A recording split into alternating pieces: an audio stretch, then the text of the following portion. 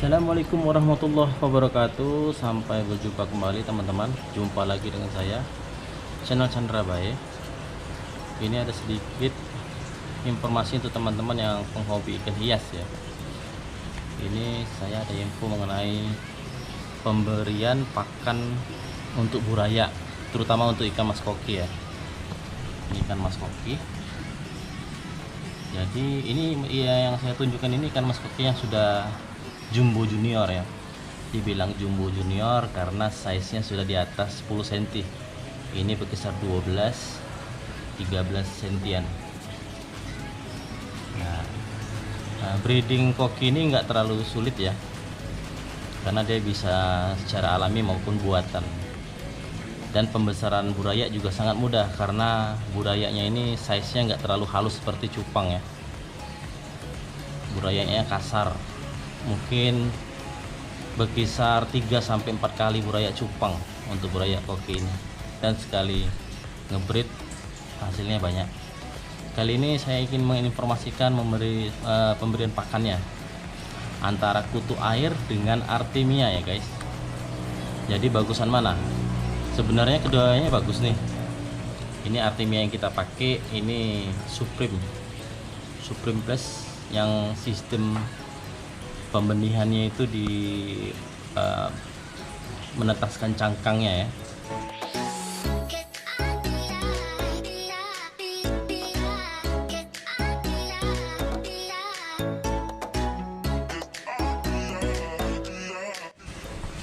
Kita sistem menetaskan dengan cangkang dengan artemia ini gulir-gulir halus sekali. Ditetaskan dengan cara seperti ini. Penetasannya kita bisa melihatnya dengan menggunakan lampu ya. Nah, ini proses penetasannya dengan air biasa dengan ditambah garam kasar ya, garam ikan. Dibiarkan 24 jam. Nah, ini proses penetasannya. Bisa menggunakan aerator gelembung ini, bisa juga enggak.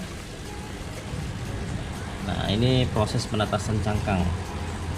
Ini sudah ada juga sebenarnya, sudah dinetes halus-halus sekali. Yang pink halus-halus sekali itu, kecil-kecil itu artemianya itu. Yang halus-halus ini artemia. Kita ambil menggunakan picet ya. Nah, ini terlihatnya ada artemianya yang bergerak-gerak halus sekali. Nah, ini semacam proses penetasan dari Extreme yang saya pakai tadi ya, Supreme ya. Ada halus-halus sekali, agak susah dilihat kalau nggak pakai cahaya sebenarnya. Kalau nggak pakai cahaya susah untuk melihat ya. Nah, itu lihat nggak, itu yang bergerak-gerak halus itu, ada yang bergerak-gerak halus sekali. Nah, ini artemia namanya, artemia. Cuman artemia ini kan dia penetasan dengan menggunakan metode semacam air asin ya, pakai garam. Cuman ya kadang jadi pertanyaan, kalau kita pemberian pakan pada ikan pas di air tawar, apakah artemia ini tetap hidup atau mati karena dari air asin ke air tawar? Mungkin siklusnya pasti mati, tapi nggak langsung mati ya. Itulah kalau pakai artemia. Ini saya akan memberikan contoh hasil dengan menggunakan artemia ya. Ini benih koki buraya berusia sekitar 10 harian. Sudah saya beri artemia ini. Ini artemianya banyak. Dia lagi di atasnya lagi makan artemia.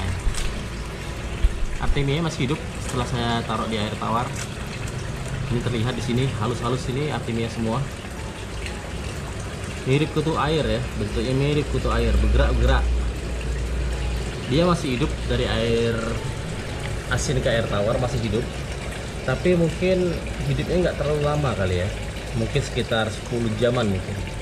Makanya koki harus segera makan, kalau artemia ini mati jadi kotoran juga di dasar.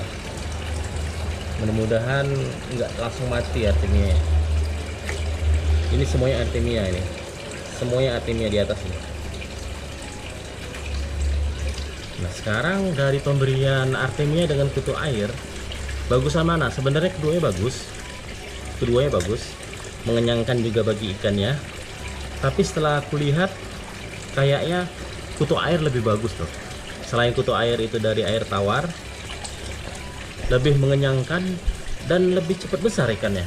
Karena ini seperti burayak koki ini yang udah berusia 10 hari. Sudah berusia 10 hari. Ini ukurannya masih sekitar 2 mm.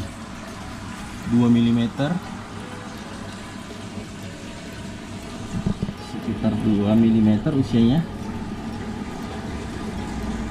Ternyata dengan burayak yang makan Artemia 10 hari dengan size mencapai 2 mm, ternyata sama dengan burayak yang baru berusia. Ini bak yang satu ini burayak berusia sekitar 5 sampai 6 hari. 7 hari lah. Tapi makannya kutu air. Ternyata yang makan kutu air ini kayaknya lebih mengenyangkan, lebih padat berisi. Karena dibanding dengan burayak yang usia 10 atau 11 hari tadi, kok sama dengan burayak usia 7 hari dengan pakan kutu air. Size-nya sama. Malah agak lebih gemuk-gemuk yang besar ini daripada yang tadi. Berarti logikanya kayaknya kutu air lebih bagus dibanding Artemia ya.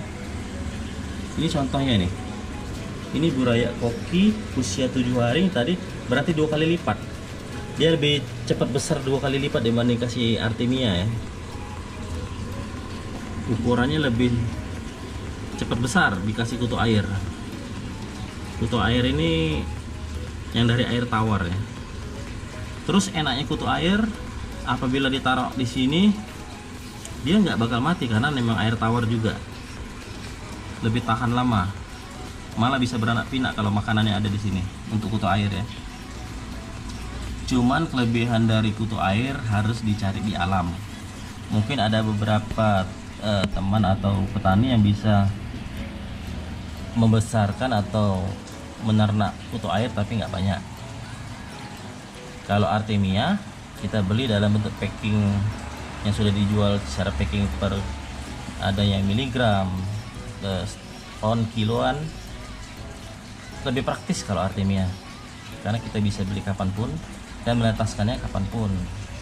Ini terutama yang kota-kota yang nggak ada comberan lagi ya kali ya, karena kan kutu air carinya di comberan atau di anak sungai atau danau-danau kecil. Nah, itulah informasinya, itu yang ingin saya bagikan informasi mengenai bagusan mana Artemia dengan kutu air ya.